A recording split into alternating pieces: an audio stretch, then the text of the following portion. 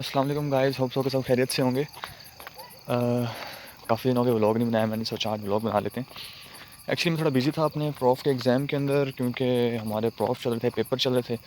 अभी थ्यूरीज़ वगैरह हो गई हैं और 3 वाइवास भी हो गए हैं। एक वाइवा रह गया और उसके बाद इंशाल्लाह फाइनल ईयर में। फोर्थ ईयर अच्छी गुजर गई है। बस सीनियर्स से सुनने में आया था कि यार ये हनीमून ईयर है, लेकिन मुझे कहीं से ये हनी और ना ही हनी लगा है और ना ही मून लगा है। बस काम बढ़ता ही है। जो इजी थी ना फर्स्ट ईयर थी, यही होता है कि फर्स्ट ईयर में इंसान का जोश जज्बा होता है कि आपने पढ़ना है। घर से भी यही होता है, बंदा एफएससी में एमटी कैट में बहुत ज़्यादा मेहनत करके आया होता है और समटाइम पॉइंट्स से जो है आपका मेरिट रहा होता है, तो इस वजह से ना आप बहुत ज़्यादा मेहनत करते हो। और उसके बाद आहिस्ता आहिस्ता या तो आपका क्लास में इंटरेस्ट बढ़ता है या क्लास से इंटरेस्ट ख़त्म होता है, इस वजह से शायद आप थोड़ा स्टडी से दूर हो जाते हैं या डिफरेंट और एक्टिविटीज़ में इन्वॉल्व हो जाते हो। मेरे तो यार ग्रुप्स हैं, मैं थोड़ा उनमें बिज़ी रहता हूँ। स्टडी को भी साथ लेके चलना होता है, ग्रुप्स को भी साथ लेके चलना होता है, मैनेज करना होता है। बाकी फोर्थ रह के पैथों ने तंग किया, सिलेबस वगैरह ज़्यादा था थोड़ा। और सीमेंट वही तंग करती है, इस लिहाज से यार है आसान, लिखना खुद सही होता है, मेनली हेडिंग्स अगर आपको बताऊँ, लेकिन उसमें ये अगर बच्चे इंटरेस्ट नहीं लेते इतना, तो इस वजह से वो मुश्किल लगती है। बाकी IENT तो हो ही जाती है, एंड पे भी कर लेना हो ही जाती है, लेकिन एंड पर करने का किसी को मशवरा नहीं देना चाहिए। जिसने भी पढ़ना है वही स्टार्ट से पढ़े और अच्छा पढ़ें। एग्ज़ाम वाइज भी पढ़ें और कंसेप्ट वाइज भी पढ़ें, ठीक है। एग्ज़ाम वाइज ये होता है कि आप लोगों ने पास पेपर वगैरह करने होते हैं, और ये कॉलेज के कर लिए और पुराने पास पेपर कर लिए, सैंडल्स वगैरह कर लिए, तो आपको उसमें से पेपर आ जाता है। जो कंसेप्ट वाइज होता है, आप उसमें अपने नोट्स बनाओ, लेक्चर्स लो, वो अपना कंसेप्ट माइंड में रख लिया है। लेकिन एग्ज़ाम वाइज थोड़ा आपको स्ट्रेटजी से चलना पड़ता है। प्रोफ के प्रो की थ्योरी जिस तरह निकली है ना, वो बस अल्लाह का होता है, मुझे पता है। मतलब सीन ये होता है कि थोड़े जो एग्जामिनर होते हैं वो नम से आते हैं, और बस फिर वो जो माहौल होता है जो एग्जामिनेशन हॉल का है, बेटा चुप हो जाओ, मैं -5 कर दूंगा, इधर खामोश से बैठो, इधर नहीं देखना, वरना ऊपर देखे तो कहते हैं कि ऊपर क्यों देख रहे हो, नीचे देखो। तो इस तरह के काफ़ी सीन देखने को मिल जाते हैं।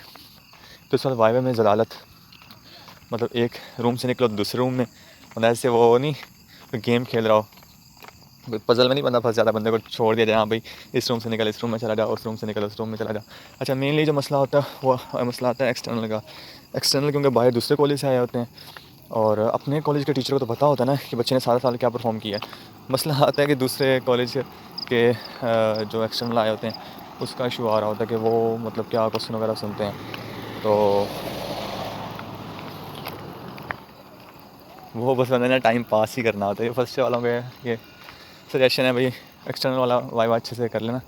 इंटरनल वाला भी लेट्स अगर आपको ख़राब भी हो जाए तो आपको पता होता है इंटरनल को कि आपकी through out the year performance कैसे रही है, आपको उस बेस पर वो मार्क्स दे देते हैं। अगर प्रॉफ में बंदे का, क्योंकि सम टाइम बच्चे का प्रेशर होता है, प्रॉफ भी प्रेशर होता है, और उस टाइम आपको भूल भी सकती हैं चीज़ें, माइंड में नहीं आ रही होती, तो परेशान नहीं होना, हो जाता है, सब हो जाता है। जब भी दिल को कोई परेशानी महसूस हो तो बंदा, वो नहीं है आमिर खान की फिल्म 3 इडियट्स, उस तरह के all is well all is well. तो यार व्लॉग को एंड करते हैं यहाँ पर ही। थोड़ी आपको मैंने फोर्थ ईयर की स्टोरी बता दी कि फोर्थ ईयर में क्या सीन था। बाकी एट द एंड एक सजेशन दूँ आप लोगों को, जो लाइफ में अभी तक सीखा, वो ये है कि bro and there sisters, life में अच्छा इंसान वो होता है जो सिचुएशन को देख के ना रोता नहीं है, ठीक है।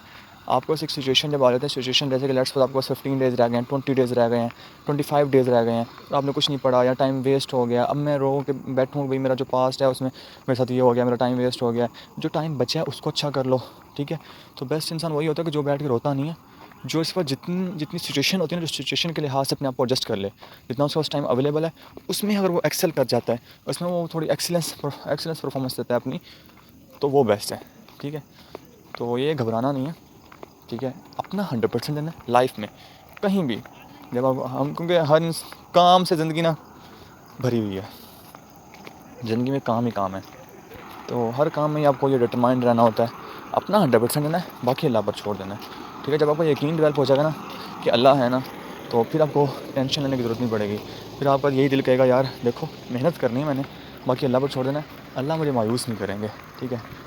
अगर लेट्स फॉर सम टाइम जैसे बच्चों का स्टार्ट में रोल नंबर आ जाता है प्रॉफ में, और जहाँ एग्जामिनर की चेयर भी साथ होती है, तो बच्चा रो रहा होता है, लेकिन अल्लाह ताला लेट्स फॉर अगर उसको भी डायग्नोज वगैरह नहीं आता, अल्लाह ताला कोई सोर्स वगैरह बना देते हैं, तो अल्लाह ताला किसी का बुरा नहीं चाहते। आपको एट द स्पॉट कोई चीज़ वो उस टाइम बुरी लग रही होती है कि हाँ यार मेरे साथ बुरा हो रहा है या आज मेरे साथ बुरा हुआ है, लेकिन आपके अच्छे के लिए ही वो होता है। अगर आपको उस टाइम पर चीज़ बुरी लग रही है लेकिन वो अच्छे के लिए होती है। एट लास्ट यही कहूँगा, अल्लाह इज़ द बेस्ट प्लानर।